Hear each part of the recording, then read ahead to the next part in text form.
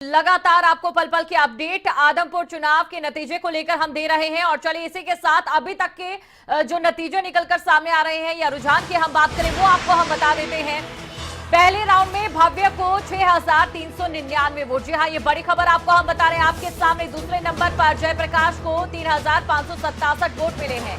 इसके साथ ही आपको ये भी जानकारी दे दें, इनेलो के कुर्राराम की अगर बात करें तो उन्हें 168 वोट यहां पर मिले हैं। इसके साथ ही आम आदमी पार्टी की अगर बात करें तो आम आदमी पार्टी के सतेंद्र सिंह को 175 वोट मिले हैं।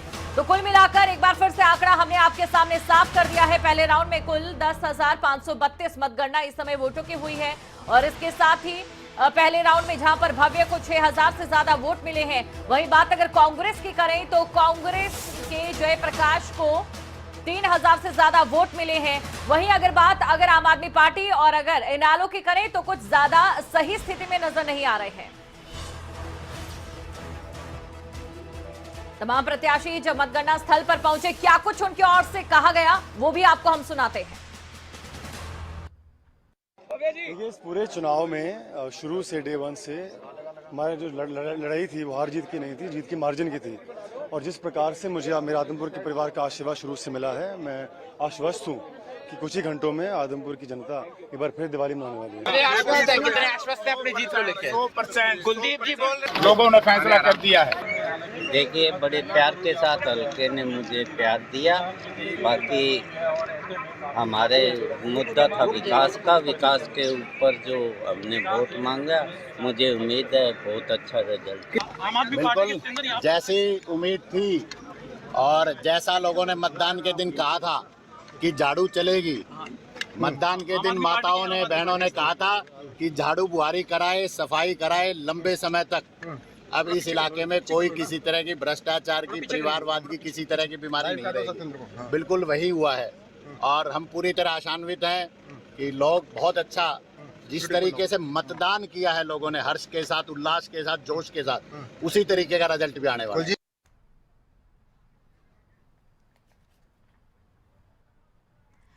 तो खबरें अभी तक पर लगातार चर्चा जारी है। वहीं दूसरी तरफ एक मतगणना जहां पर चल रही है और नतीजे धीरे धीरे सामने आ रहे हैं। जो तस्वीर है कहीं ना कहीं वो साफ होती भी दिखाई दे रही है और इस चर्चा को हम आगे बढ़ाएंगे। हमारे साथ जेजेपी के दीपकमल सहारण जी जुड़ चुके हैं। इसके साथ ही कांग्रेस के हमारे साथ टीना जी हमारे साथ लगातार बनी हुई है। वहीं बात अगर इनेलो की करें तो अर्जुन सुढैल जी भी हमारे साथ यहाँ पर मौजूद है। सबसे पहले दीपकमल जी, आपसे मेरा ये सवाल रहने वाला है। देखिए, क्योंकि बहुत मेहनत जेजेपी की ओर से की गई, दो चौधरियों की इस समय अगर हम बात करें भजनलाल जी की, और इसके साथ ही अगर बात करें जिस तरीके से ओम प्रकाश चौटाला जी कहीं ना कहीं आपस में एक दुर्विरोधी भी हुआ करते थे, लेकिन उनकी तीसरी पीढ़ी जब एक साथ नजर आती है तो जो आंकड़ा इस समय सामने आ रहा है, क्या इस आंकड़े की उम्मीद आप लोगों को थी या कहीं ना कहीं यह आंकड़ा और भी ज्यादा बढ़ सकता था? देखिए दीपशिखा, इतिहास तो ये बताता है कि आज से 50 साल पहले 1972 में इसी आदमपुर में चौधरी देवीलाल ने चौधरी भजनलाल के सामने चुनाव लड़ा था। यानी देवीलाल जी और भजनलाल जी आमने सामने थे और यहीं आदमपुर में थे, ठीक आज से 50 साल पहले। लेकिन उसके बाद से पीढ़ियां बदली हैं, उसके बाद से जिस तरीके से राजनीति ने अपना स्वरूप बदला है, समीकरण बदले हैं और आज जिस स्वरूप में गठबंधन हरियाणा में चल रहा है और कुलदीप बिश्नोई जी ने जो फैसला लिया 3 महीने पहले भारतीय जनता पार्टी में शामिल होने का, उसके बाद मुझे नहीं लगता कि वहाँ के मतदाताओं के मन में किसी भी तरीके की दुविधा रही होगी कि अब क्या करना है, क्योंकि धुरविरोधी होते हुए भी दोनों दलों के नेताओं के जो भी उम्मीदवार वहाँ आते थे उनको अच्छे वोट आदमपुर के लोग देते थे। पिछले विधानसभा चुनाव में भी जननायक जनता पार्टी के उम्मीदवार को, रमेश गोदारा जी को 15,500 वोट यहाँ पर मिले थे, जबकि दो बड़े नेता कुलदीप बिश्नोई और सोनाली फोगाट यहाँ लड़ रहे थे। उनके बावजूद हमारे एक रमेश गोदारा जी जो कार्यकर्ता हैं उनको 15,500 वोट यहाँ पर दे दिए थे। तो यानी कि यहाँ के लोगों के मन में इन दोनों बड़े नेताओं के लिए हमेशा से एक जगह रही है और अब जब दोनों ही परिवार या दोनों ही राजनेता लोग साथ हैं, जब दुष्यंत चौटाला जी ने भव्य बिश्नोई का हाथ पकड़ के कहा कि ये हमारे कैंडिडेट है, गठबंधन के कैंडिडेट, इनको जितवाइए, तो मेरे ख्याल से किसी के मन में दुविधा नहीं रही, कोई शंका नहीं रही और उन्होंने खुलकर मतदान किया है। लेकिन हाँ, इसके साथ साथ एक जो मैसेज आदमपुर का रिजल्ट दे रहा है, मैं देख रहा था अभी 2 राउंड की गिनती के बाद आम आदमी पार्टी के कोई 300 वोट हुए हैं और इंडियन नेशनल लोकदल के 600 वोट हुए हैं और जबकि ये दोनों बाकी जो दल हैं ये 8-8, 10-10 हज़ार वोट ले चुके हैं बीजेपी और कांग्रेस के उम्मीदवार। तो ये एक क्लियर मैसेज है कि जो बहुत शोर मचा रहे हैं काफी दिनों से आम आदमी पार्टी के लोग, उनकी स्थिति क्या है, क्योंकि उन्होंने कहा था कि आदमपुर जीतेंगे और वह हरियाणा की शुरुआत हो जाएगी। पार्टी से ही हम ले लेते हैं, अर्जुन जी भी हमारे साथ बने हुए हैं। देखिए बिल्कुल सही कहा यहाँ पर अर्जुन जी, दीपकमल जी ने, क्योंकि कुल मिलाकर हो हल्ला आम आदमी पार्टी की ओर से खूब देखा गया और कहीं ना कहीं जिस तरीके से प्रचार आप लोगों की ओर से किया गया, तमाम जो बाकी राजनीतिक दल आपके सामने खड़े थे उनकी जिस तरीके से आप लोगों ने कहा कि हमने एक पोल खोल कर रख दी है, बावजूद इसके खोदा पहाड़ निकली चुहिया। देखिए दीप सिंह जी, मैं इंडियन नेशनल लोकदल का प्रवक्ता हूँ, आम आदमी का नहीं। जी बिल्कुल, माफ कीजिएगा। चलिए आप भी बता दीजिए, आपकी तस्वीर भी साफ हो चुकी है, इनके भी 600 वोट हुए हैं अभी तक। करें तो इनेलो जी, बिल्कुल आपसे मेरा सवाल ये रहेगा, आपने बताया आप इनेलो के हैं अर्जुन जी, आपसे मेरा ये सवाल रहेगा कि जब टिकट दिया गया था कुरुरा राम जी को, तो अभय चौटाला ये कहते नजर आए थे कि हमने बालसमंद को टिकट दिया है, लेकिन बावजूद उसके जो वोटों की गिनती के बाद जो तस्वीर साफ हो पाई है वो बेहद अच्छी नहीं है। आपके पास हम वापस आएंगे, लेकिन इसी बीच एक बड़ी खबर आपको हम बता दें, बड़ी और अहम खबर इस समय सामने आ रही है आदमपुर में, जहां दूसरे राउंड में जयप्रकाश आगे नजर आ रहे हैं। ये बड़ी खबर आपको हम बता दें, दूसरे राउंड में जयप्रकाश आगे, दूसरे राउंड में जयप्रकाश को 5233 वोट मिले हैं। ये बड़ी खबर आपको हम बता दें, दूसरे राउंड की जो तस्वीर है वो आपके सामने है और जयप्रकाश फिलहाल आगे नजर आ रहे हैं। बड़ी खबर आपके सामने है, दूसरे राउंड में 5233 जो वोट है वो जयप्रकाश को यहां पर मिलते दिखाई दे रहे हैं। तो अर्जुन हमारे साथ बने हुए हैं आईएनएलडी के, और आपसे मेरा यही सवाल, बालसमंद को टिकट देने की बात अभय चौटाला कहते नजर आए, लेकिन इस दौरान क्या हुआ ऐसा कि जो आपकी वोटों की गिनती है कहीं ना कहीं उसमें ब्रेक यहां पर लगती नजर आ रही है इनेलो के प्रत्याशी की, अगर हम बात करें। जी अर्जुन। देखिए, अगर मैं बात करूं चुनाव में ये ऊपर नीचे अभी चलता रहता है, अभी बहुत समय है, देखिएगा आप, बहुत ज्यादा समय अभी इतनी जल्दी कुछ भी कहना ठीक नहीं है। दूसरी बात, अगर मैं कहूं, जेजेपी के प्रवक्ता साथी इनेलो से बहुत ज्यादा चिढ़ हो रही थी, अभी आप उनकी ये कहने का काम कर रहे थे इनेलो के प्रवक्ताओं को नहीं डिबेट में नहीं बिठाना चाहिए, तो ये फैसला करेंगे क्या चैनल्स का डिबेट में किसको बिठाना किसको नहीं बिठाना। जो हल्की बातें नहीं करनी चाहिए, जो स्तरहीन बातें करेंगे, करनी चाहिए। और दूसरी बात, किसी भी पार्टी के हो, उनके लिए मेरा सुझाव रहेगा कि ऐसे लोगों को नहीं बैठाना चाहिए। जो बेतुकी बातें करेंगे, आधारहीन बातें करेंगे, वक्त बर्बाद करेंगे और बड़ी बड़ी बातें करके वोट 200-300 लेंगे, तो फिर यही मैसेज रहेगा। आप उसी हिसाब से, जहां स्थिति है वहां के हिसाब से बात कीजिए कि आप संघर्ष कर रहे हैं, आप आने वाले दिनों में अच्छा करेंगे। लेकिन सवाल तो साफ है, वोटों की जो संख्या है बड़बोलेपन में क्या रखा नहीं है, दर्शकों के सामने ही है, लेकिन आपको लगता है कि अगले जो राउंड होंगे, आपको क्या वाकई लगता है कि उसमें कहीं ना कहीं इतनी बढ़त जो है इनेलो को मिल जाएगी कि इनेलो जो है इतिहास बदल देगी, या कुछ इस तरीके से कुछ आंकड़े जो सामने आ जाएंगे हमें भी हैरान कर देंगे?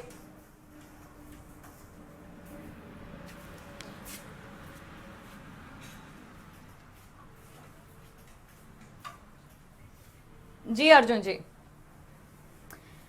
दीपकमल सहारण जी हमारे साथ बने हुए हैं। दीपकमल जी, तो जिस तरीके से इस समय हमने देखा कि दूसरे राउंड में जयप्रकाश आगे चल रहे हैं, इसको लेकर क्या कुछ कहेंगे? क्या अगले जो राउंड आने वाले हैं उसमें आपको कोई बदलाव नजर आएगा? नहीं, दूसरे राउंड में उनको कुछ बढ़त मिली थी, लेकिन अगर पहले और दूसरे राउंड दोनों को मिला लें तो लगभग 1900 वोटों की बढ़त अब तक भव्य बिश्नोई के पास है। पहले राउंड में उनको शायद 2400 वोटों की टोटल बढ़त मिली थी, जो 500 वोट घट गए बढ़त के में से दूसरे राउंड में। और जो तीसरा राउंड अब आएगा वो आदमपुर शहर की उसके अंदर गिनती होगी, जहां से आप एकदम से देखेंगे कि भव्य बिश्नोई की जो बढ़त है उसके अंदर बहुत उछाल मिलेगा। हाँ, ये जरूर है, आने वाले जो अगले राउंड्स हैं उनमें से कुछ एक राउंड में जयप्रकाश जी को भी कुछ अच्छे वोट मिल सकते हैं, तो क्योंकि उनके प्रभाव वाले कुछ इलाके हैं, वहाँ पे उनकी गिनती आखिर के वक्त में होनी है। लेकिन ये उतार चढ़ाव चलता रहेगा, उसके बावजूद आराम से अच्छी मार्जिन के साथ भव्य बिश्नोई इस चुनाव को जीतेंगे। और जहाँ तक ये बीच में इंडियन नेशनल लोकदल के प्रवक्ता थोड़ी दिक्कत कर रहे थे, मेरा कहना ये है कि जो एक डिबेट में आकर बड़बोलेपन में बात करे और हल्की स्तर की बातें करे, हल्के स्तर की राजनीतिक चर्चा लेकर आए, जो हमारी डिबेट का स्तर है उसको नीचा लेकर आए, कि ऐसी अनर्गल बातें करे कि सामने से जवाब भी उसके उसी भाषा में देना पड़े और मुख्य मुद्दे जो हैं, मुख्य जो चर्चा की बातें हैं वो छूट जाएं कहीं, तो ऐसे लोग जो हैं वो डिबेट के लिए, चर्चा के लिए, राजनीति के लिए ठीक नहीं है। ऐसे लोगों को हतोत्साहित करना जरूरी है और ये लोग भी देख रहे हैं। मैं तो ये हैरान होता हूं कि ऐसे लोगों को उनकी पार्टियां डिबेट में भेजती कैसे हैं? क्योंकि डिबेट में जो आदमी आता है वो तो पार्टी का चेहरा है, और अगर ऐसा बड़बोलापन आपने अपना चेहरा बनाना पार्टी का, तो फिर वही हाल होगा जो आज के दिन इनेलो का हो रखा है। यहां पर इतने दिनों से इन्होंने कहा कि 52 गांवों की पंचायत ने इनको कैंडिडेट दिया है, कोरड़ा राम जी। 52 गांव की पंचायतों की इज्जत भी दांव पर लगा दी। वहां के जो जमींदार हैं, किसान हैं, ग्रामीण हैं, सबकी इज्जत की वही, ये इतने जो वोट आएंगे वो सबका आंकलन तय करेंगे। अब वोट इनके आए हैं 3-4%। अब तक कहीं दूर दूर तक उम्मीद नहीं है कि ये पूरे चुनाव होते होते 8-10 हजार तक पहुंच जाएंगे। 4-5 हजार में सिमटने वाले हैं, यानी इनके वोट प्रतिशत रहेगा 3%। अब लोग इनेलो के तो यही हाल है, उनके बारे में तो यही नजर है कि 2-3-4% ये लोग पार्टी लेती है, लेकिन इन्होंने गांवों की इज्जत भी साथ में लगा दी। क्या आप लोग ये कहेंगे कि आदमपुर के गांवों की पंचायत के वोट 4-5 हजार हैं बस? सिर्फ इतने? ये राजनीति गलत है इनकी। बिल्कुल, इस पर हम चर्चा करेंगे और आगे भी इस चर्चा को बढ़ाएंगे। आदमपुर का नतीजा आ जाने वाला है, आदमपुर विधानसभा उपचुनाव, जो कि कई मायनों में खास नजर आ रहा है। बात अगर बीजेपी की करें, जेजेपी की करें, कांग्रेस की करें, इनेलो या फिर आम आदमी पार्टी की करें, तो तमाम जो प्रत्याशी हैं मैदान में हैं, अपनी अपनी जीत का दावा उनकी ओर से किया जा रहा है। लेकिन किसकी जीत होगी और किसकी हार होगी, ये तो सिर्फ और सिर्फ आदमपुर की जनता तय करेगी। और उन्होंने वो काम कर भी दिया है, मतदान कर दिया है, और उसके बाद आज मतगणना हो रही है।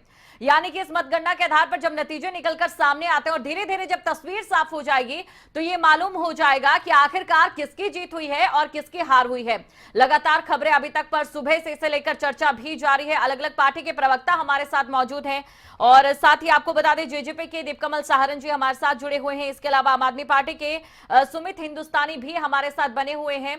तो दीपकमल सहारन जी इस समय हमारे साथ मौजूद हैं। सबसे पहले आपसे ही मैं ये सवाल पूछना चाहूंगी, क्योंकि देखिए जिस तरीके से बात अगर प्रचार की जाए या फिर बात कहीं ना कहीं मुद्दों की जाए, जो बाकी राजनीतिक दल है उनका यह आरोप रहा है कि जहां पर बीजेपी और कांग्रेस कहीं ना कहीं बाइपोलर जो इलेक्शन रहता है, वहां पर सिर्फ बयानबाजी या फिर दूसरे मुद्दों की जंग जो है वो अक्सर हमने देखी गई है। चाहे जाति से जुड़े मामलों की बात करें या फिर किसी और चीज को लेकर हम बात करें, या फिर बड़े कद के जो नेता हैं उनके बीच की अगर बात करें, क्या स्थानीय मुद्दे गायब रहते हैं? ये वाकई वो लोग सही कहते हैं दीपकमल जी? देखिए, आदमपुर या फिर कोई भी उपचुनाव होता है तो वहाँ पर ज़रूर एक हाई डेसिमल पर, हाई पिच पर इलेक्शन चला जाता है, जिसमें अलग अलग बड़े स्टार प्रचारक आते हैं, और उसमें कहीं ना कहीं पार्टियों की इज्जत दांव पर होती है। तो पार्टी के लेवल पर ही वो इलेक्शन लड़ा जाता है। वहाँ पर ज़रूर एक बाई इलेक्शन में ज़रूर ये हो जाता है कि क्योंकि इतने बड़े बड़े नेता आते हैं, बड़ा बड़ा स्तर का प्रचार हो जाता है एक छोटे से एरिया में, तो वहाँ की जो लोकल बातें हैं वो थोड़ी सी पीछे छूट जरूर जाती हैं।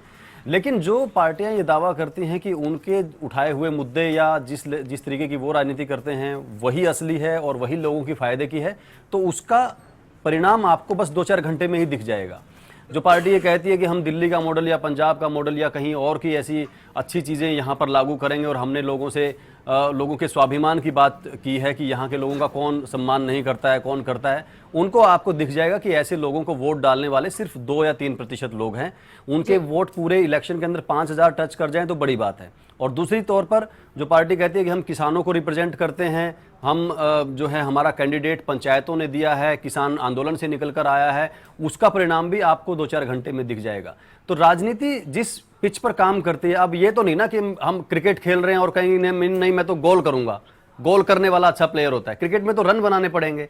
अब ये पार्टियां अगर ये कहती हैं कि हमें फुटबॉल खेलनी है और गोल करने हैं हमको, या हॉकी स्टिक चलानी है, तो वो क्रिकेट के मैदान में तो नहीं चलेगा। वही हाल आपको 4 घंटे में दिखेगा कि जिस तरीके से ये आउट ऑफ ट्रैक काम करने की कोशिश करते हैं या दिखते हैं कम से कम ऐसा करते हुए, वो राजनीति में व्यावहारिक नहीं है, लोगों से इनका जुड़ाव नहीं है। हाँ, कुछ चीज़ें ज़रूर है कि जैसे आपकी डिबेट में एक स्पेस है कि 4-5 लोग होने चाहिए, तो अब आम आदमी पार्टी को भी स्पेस देना पड़ता है, इनेलो ने उम्मीदवार होता था तो इनेलो को भी देना पड़ता है, लेकिन इनका जगह नहीं है। आप देखेंगे 95% आम आदमी पार्टी के जो 95% जो वोट है, दीपशिखा मैं ये कहना चाहूँ 90 से 95% वोट आपको गठबंधन के उम्मीदवार और कांग्रेस के उम्मीदवार के पास दिखेंगे। ये दोनों ही दल कुल मिलाकर 5% वोट ले पाएंगे बस। तो आम आदमी पार्टी के सुमित जी भी हमारे साथ बने हुए। सुमित जी, इसका जवाब तो आपसे ही बनता है, क्योंकि अगर बात आम आदमी पार्टी की करें या इनेलो की करें, क्या आप भी ये मानते हैं जहां पर बाइपोलर इलेक्शन होता है वहीं पर कहीं ना कहीं जो दूसरे राजनीतिक दल हैं उन्हें इसका बहुत ज्यादा जो नुकसान है वो झेलना पड़ता है? देखिए, मैं एक चीज़ बताना चाहता हूँ। आदमपुर के जो अब नतीजे धीरे धीरे आ रहे हैं, 2 राउंड के नतीजे आ चुके हैं। इसके अंदर जो भी नतीजे हम तक पहुंचे हैं वो ठीक है। हम मानते हैं कि आम आदमी पार्टी के हर एक कार्यकर्ता ने, हर पदाधिकारी ने बहुत मेहनत करी है, आदमपुर की जनता को ये विश्वास दिलाया कि दलगत राजनीति से ऊपर उठकर एक विकास के लिए और एक मुद्दों के लिए राजनीति की जाए। और ये देखिए, इस बार पहली बार ऐसा हुआ है कि उपचुनाव के अंदर शिक्षा के ऊपर वोट मांगे गए, चाहे कुलदीप बिश्नोई जी हो, उन्होंने शिक्षा को लेकर वोट मांगने का काम किया, या फिर कांग्रेस पार्टी हो जिन्होंने शिक्षा को लेकर होर्डिंग पोस्टर तक लगाए, शिक्षा को धुरी बनाया गया। और रही बात गठबंधन की, ये वही गठबंधन है जिन्होंने तरले करके अपने नेताओं को मंच दिया। एंड मौके पर आके दुष्यंत चौटाला जी जब नाराज हो गए और सारा का सारा आदमपुर पूछने लगा कि आपके गठबंधन का दूसरा साथी कहाँ है, तब भारतीय जनता पार्टी के नेताओं ने गिड़गिड़ाए उनके आगे। और बाद में दुष्यंत चौटाला जी एंड मौके पर आते हैं और बोलते हैं कि लोहा गर्म है, चोट मार दीजिए, ये कर दीजिए। फिलहाल अभी 4 घंटे का समय और बाकी है, अभी और राउंड की गिनती है। आप देखिए एक आम आदमी को कितनी ताकत मिलेगी, एक आम आदमी कितना विश्वास जीतता है, ये बिल्कुल सच सबके सामने आएगा। और मैं फिर एक बात दोहराना चाहता हूं कि आम आदमी पार्टी ने पूरी निष्ठा के साथ और ईमानदारी के साथ आदमपुर की जनता के बीच में खड़ी हुई थी, चुनाव लड़ी थी, वोट मांगे थे और जनता ने उनको जितना भी वोट देंगे, अभी 2 राउंड में जितना वोट दिया है और आगे भी जितना प्यार देंगे, वो हमारे सर माथे होगा और उनकी उम्मीदों पर खरा उतरने का काम करेंगे। बिल्कुल, ऐसा क्या चमत्कार होगा इसके बारे में हम आपसे जानेंगे जो अगले राउंड की गिनती जब शुरू होगी। और इनेलो के हमारे साथ अर्जुन जी जुड़े हैं, इस बार हमने नाम सही लिया है। और अर्जुन जी देखिए आपसे, क्योंकि पिछले इस समय कहीं ना कहीं हमने देखा कि आप नाराज होते भी नजर आए थे और उनके साथ हम दोबारा जुड़ेंगे। और आम आदमी पार्टी से जिस तरीके से सुमित आपने ये कहा है कि आखिरी समय में जो है जेजेपी के नेताओं को मंच दिया गया, दीप कमल जी हमारे साथ मौजूद। दीप कमल जी, क्या वाकई ऐसा? क्योंकि देखिए लोग भी ये कह रहे थे, अगर आप ग्राउंड पर जाते तो वहां पर भी कह रहे थे कि आखिरकार जेजेपी है कहां पर, जेजेपी प्रचार के लिए क्यों नहीं आ रही है भव्य बिश्नोई के लिए। हम ये मानते हैं क्योंकि देखिए 2 लालों की जो तीसरी पीढ़ी है उसके लिए कहीं ना कहीं एक साथ जरूर जेजेपी आई, लेकिन काफी वक्त नहीं लग गया। नहीं, देखिए हमारी पार्टी के प्रदेश अध्यक्ष सरदार निशान सिंह जी, संगठन मंत्री राजेंद्र लितानी जी, हिसार जिले की जो पूरी टीम है, जिला कार्यकारिणी, प्रदेश अध्यक्ष, जिला अध्यक्ष, जिला प्रभारी, वो सभी, और उनके अलावा दोनों कैबिनेट मंत्री देवेंद्र बबली जी और अनूप धानक जी, ये सारे लोग, क्योंकि इनका क्षेत्र पड़ता है हिसार और आसपास के इलाके से ये सभी लोग हैं, तो ये सारे लोग वहाँ पर काम कर रहे थे। 12 जोन में हमने पूरे हलके को बांटा था और 12 जोन के 12 प्रभारी हमने जेजेपी की तरफ से नियुक्त किए थे, जिन्होंने गांव-गांव में जाकर लोगों से गठबंधन उम्मीदवार को वोट दिलवाने के लिए कहा। उसके बाद आखिरी के 2 दिनों में डिप्टी सीएम दुष्यंत चौटाला जी ने अपनी अलग से एक जनसभा बालसमंद में की, बहुत बड़ी और बहुत अच्छी जनसभा बालसमंद में की। और उसके बाद अगले दिन मुख्यमंत्री जी की जो आदमपुर में जनसभा थी उसके अंदर भी वो शामिल हुए।